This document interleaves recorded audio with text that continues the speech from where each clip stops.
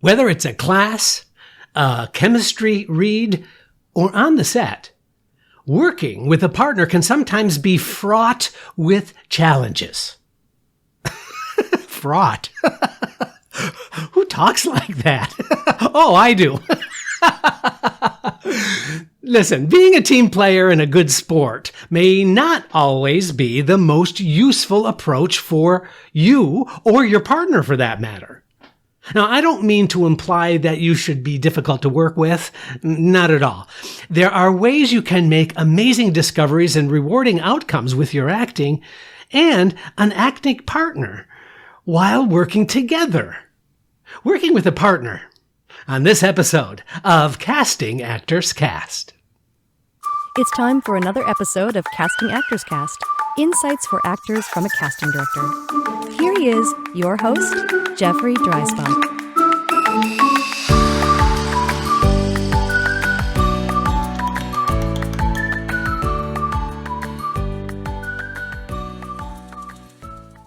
Well, hello and welcome to today's episode of Casting Actors Cast. I'm casting partner Jeffrey Dreisbach with the McCorkle Group in New York City. How are you?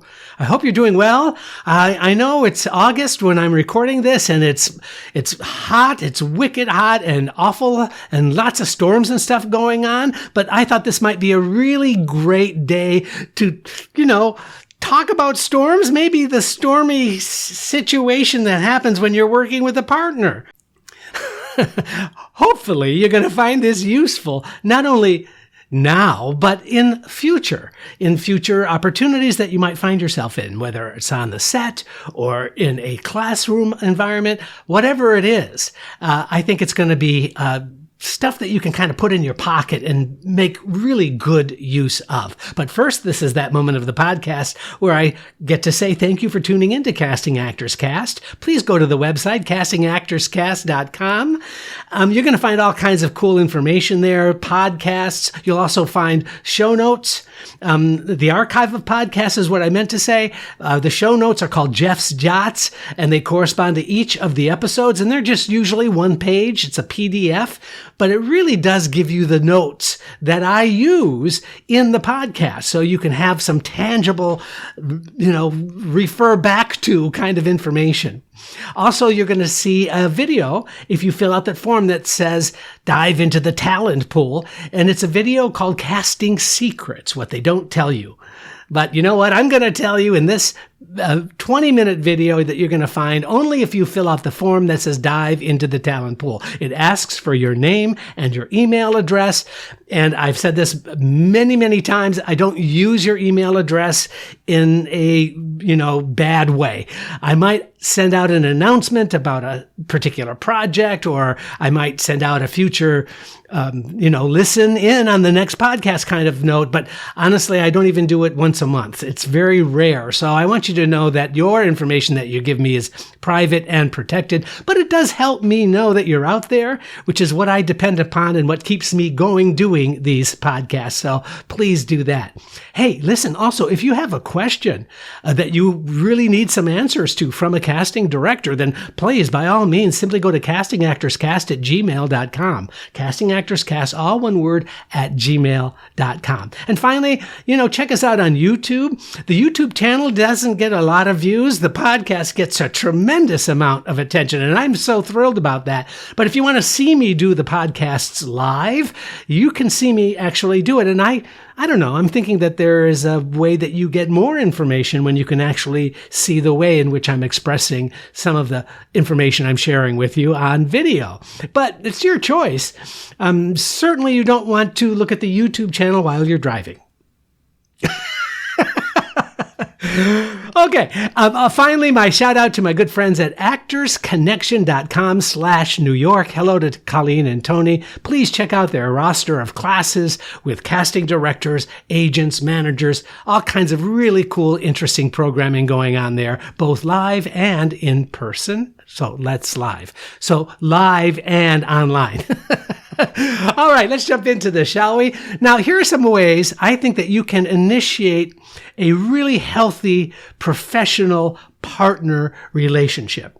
Now, I want you to keep in mind that I'm talking about classes, I'm talking about auditions, whether it's a chemistry read, or even when you are on the set working with an actor, perhaps for the first time. These are some things that I think these are tools in the toolkit, if you will, that are going to be really helpful to you when you make the choices that you make to only enhance the acting experience with a partner. So the first thing I want to put out there is to have an open discussion with that partner about the scene. And here's what I mean by that. What I don't mean is no actor talk. It doesn't need to be, one-upsmanship about how you have the professional vocabulary to discuss a scene. It's not an intellectual exercise. What I'm suggesting is simply have an easy discussion in general terms about the scene. That's a great way to kick off the ice. In other words, if you would approach your partner and say, you know what, I think this is a really cool scene because these two people really seem to have some kind of attraction. Or you might be saying, this is an amazing scene because I've really look forward to having a fight. Fights are really, really fun to play. Those are the kinds of things to break the ice, if you will, with a partner. It really does help you establish the relationship right out of the gate. Now let's move on from there. What would be useful for your partner from you? So simply ask, is there something you would like or need from me in this scene? You make it about them. That is so generous on your part, and that really does establish being a team player without having to work hard at showing that you're a team player. It simply is showing interest in what the other actor might find helpful from you in a scene. That becomes so, I think, incredibly foundational in a good way. Okay, let's move on from there. I think it's always valuable to simply keep the discussions friendly, keep the discussions professional. And there's no need to necessarily talk about personal matters if you don't want to. But friendly, professional, being open and receptive, those are the kinds of things, that intellectually. But sometimes we find ourselves in a situation where it might be hard to summon those feelings, perhaps because of nervousness, perhaps because of the environment that you find yourself in. All of those are valid. But if you keep in mind that you are simply there to be friendly and professional, I think that really sets up for a great dynamic between you and your partner. Now, I know this next one goes without saying, but I'm going to say it anyway.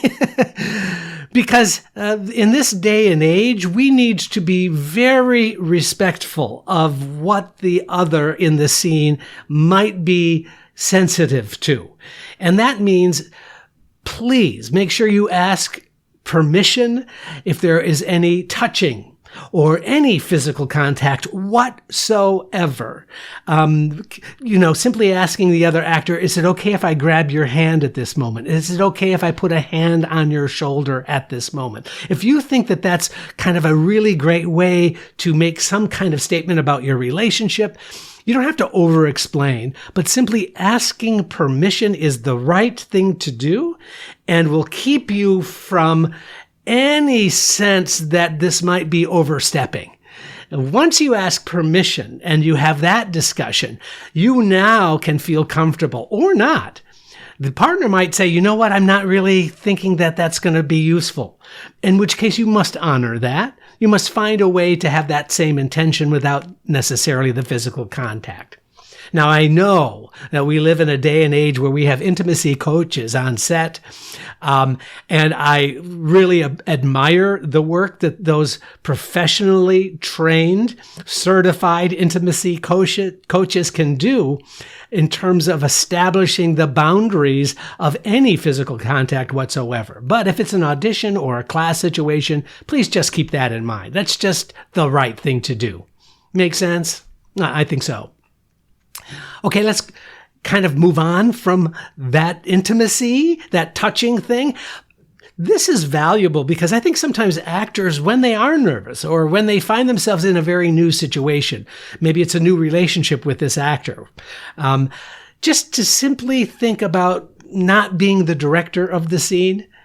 You know, when we are nervous, sometimes we kind of want to be a little more, and I'm trying to be gentle here, I am, try to be controlling, try to be the one that is making the suggestions on how the scene should be played. Please do yourself a favor. You don't need to direct the scene. You don't need to get everything out of the other for your benefit.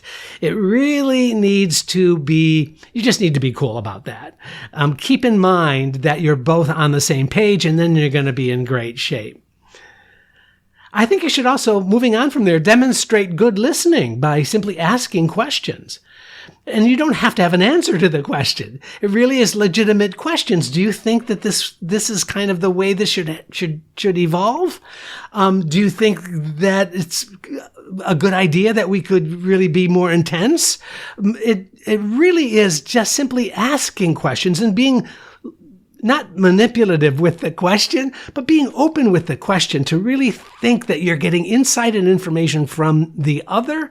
Boy, that's extremely useful. Plus, it keeps you sharp. It keeps you from kind of deciding how to play the part. It keeps it interesting and fresh when you simply ask questions if the opportunity is there. Now, I also think that you should make sure, this happens, and I've seen this quite frequently, make sure that you communicate the difference between your rehearsal process and your audition. They're sometimes very, very different. Here's an example.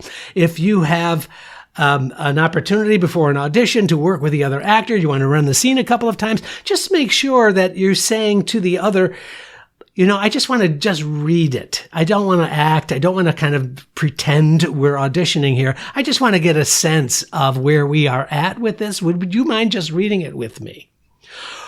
And I'm probably going to be a little different when I'm in the room, right? But I just thought it would be a good idea just to sort of connect. That's a great way to keep yourself fresh, but it's also important that you're saying to the other, I am not auditioning now. And so my energy or my approach or my focus might be slightly different because I just want to work through the scene a little bit. If you're clear about that, clear that it's different for the audition, that this is a working experience that's going to be different than the on-set on-camera experience, you're going to find that to be very, very clear and helpful as well. Let's move on from there. I think this is also a really good tip, and I needed to hear this out loud for myself because I kind of find myself at times getting a little judgmental, not about actors, but about other professional relationships. I think it's important to refrain from making internal judgments or critiques about your partner. If you have this internal monologue or this internal dialogue with yourself about, oh gosh, you know what? They're not very good, or that's not what I was thinking the scene was about, please stop yourself. Internal judgments serve no purpose. There's no growth in a judgment. In fact, you're actually closing the door when you make those kind of critiques about the other person, about your partner. So simply catch yourself. Refrain yourself from making those kinds of judgments. You're going to find that you continue to make interesting choices if you stop yourself. I promise.